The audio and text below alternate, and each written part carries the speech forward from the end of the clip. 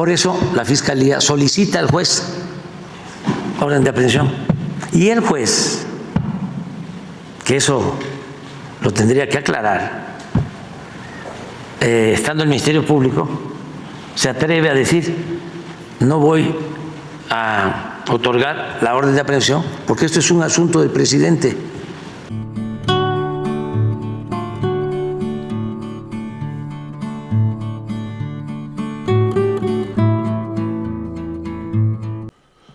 Vamos a ir a la información de hoy, 15 de julio del 2024. Vamos a ir a la conferencia porque hoy el presidente habla del expediente de la muerte de Luis Donaldo Colosio.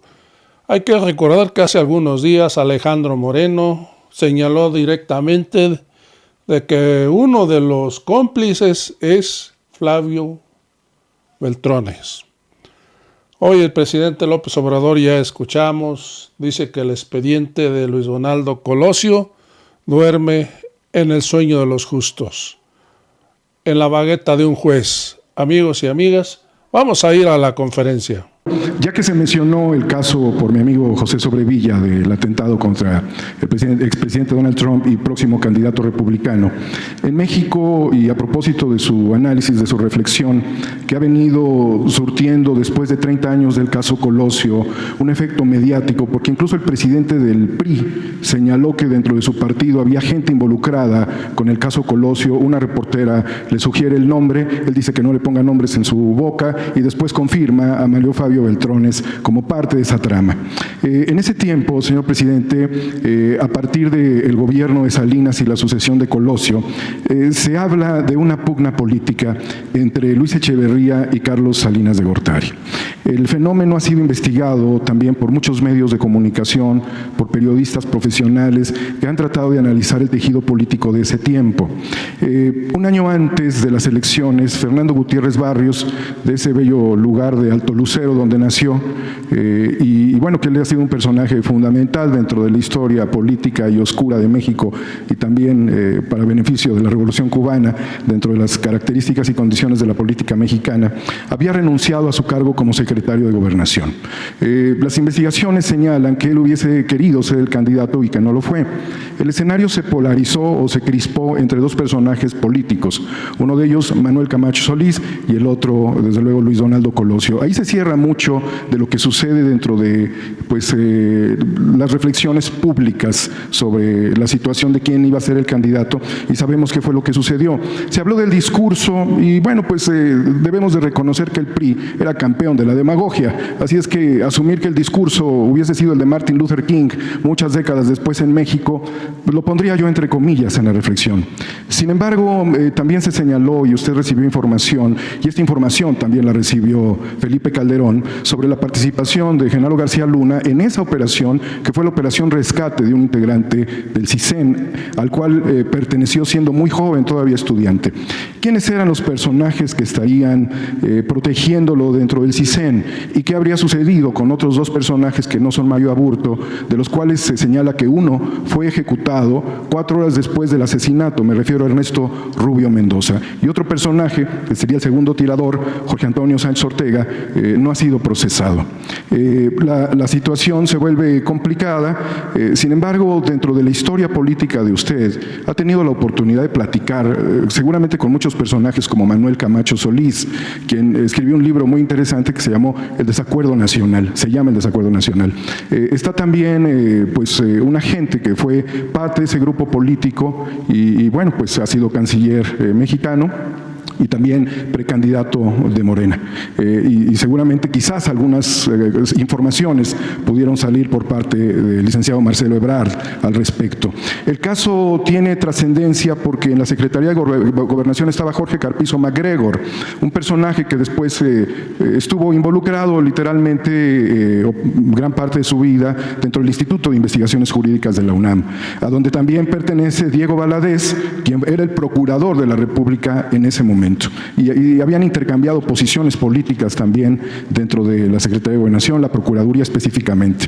Pues esos choques, señor presidente, nos llevan a dos personajes muy particulares. Uno es Eduardo Pontones Chico y el otro es Jorge Enrique Tello Peón, porque eran los directores del CISEN.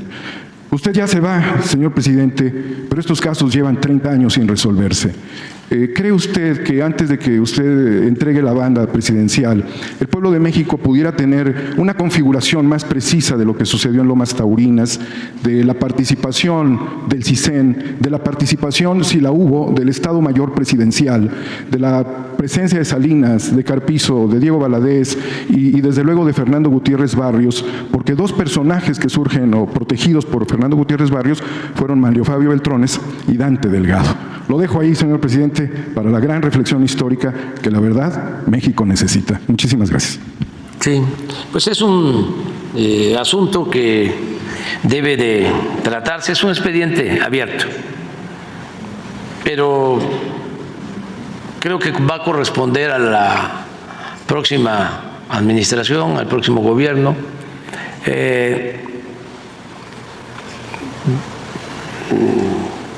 dejar sin sospecha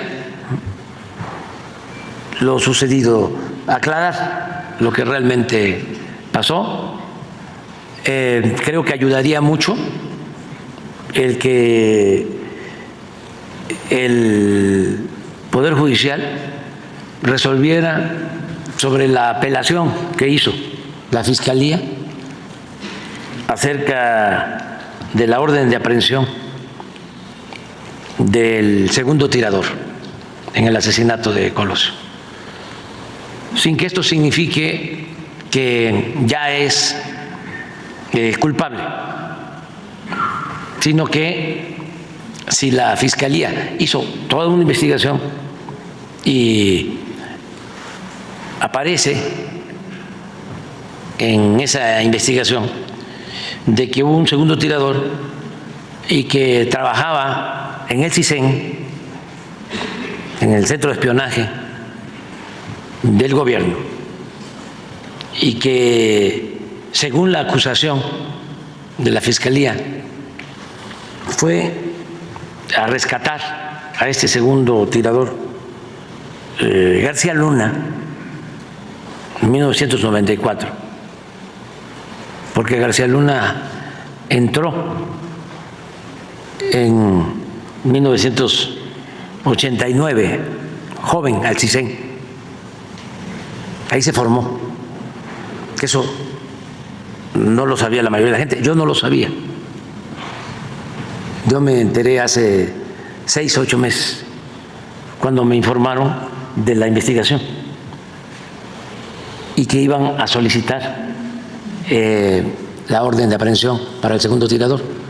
Ahí viene la historia de García Luna, que ingresa en 1989, ingresa con Salinas, con el gobierno de Salinas. No que Salinas lo haya nombrado, porque ingresa como agente y ya en el 94 ya sí tiene un cargo, es como subjefe operativo, y a él lo mandan a Tijuana y él, según la investigación de la Fiscalía, rescata al segundo tirador. Por eso la Fiscalía solicita al juez orden de aprehensión, y el juez, que eso lo tendría que aclarar, estando el Ministerio Público, se atreve a decir: no voy a otorgar la orden de aprehensión porque esto es un asunto del presidente, de López Obrador, que quiere utilizar este caso con propósitos políticos. Y entonces se niega a otorgar la orden de aprehensión. Pero esa fue la excusa. Ya para entonces, desde luego que el juez sabía de qué se trataba, porque unos días antes, incluso antes de que yo recibiera la información, antes de que supiera lo de García Luna y del segundo tirador, me refiero a esta investigación de la Fiscalía. Yo supe del segundo tirador como se supo en su momento, ¿sí? Se difundió bastante sobre esto. Pero como un mes antes, en una columna de Riva Palacio, que pues está informado porque perteneció a estos grupos, me refiero a los grupos políticos encabezados por Salinas, sale un artículo diciendo que nosotros íbamos a utilizar el caso Colosio con fines políticos electorales, que él tenía información sobre el caso. Y yo todavía dije aquí cuál es la fuente. Es completamente falso. Pues resulta que sí tenía información. El que no estaba informado era yo. Él ya tenía información porque como se mueven en los sótanos, ¿no?, de las dependencias de impartición de justicia, ya sabía que en efecto sí estaba en proceso la investigación en la Fiscalía. Como a los 15 días, a lo mejor, como en la Fiscalía vieron la mañanera, que yo no estaba enterado, ya me informan. Y cada vez que me informan sobre un asunto así, pues lo que yo planteo es continúen el proceso legal. No voy a ser yo tapadera, cómplice, no voy a encubrir a nadie.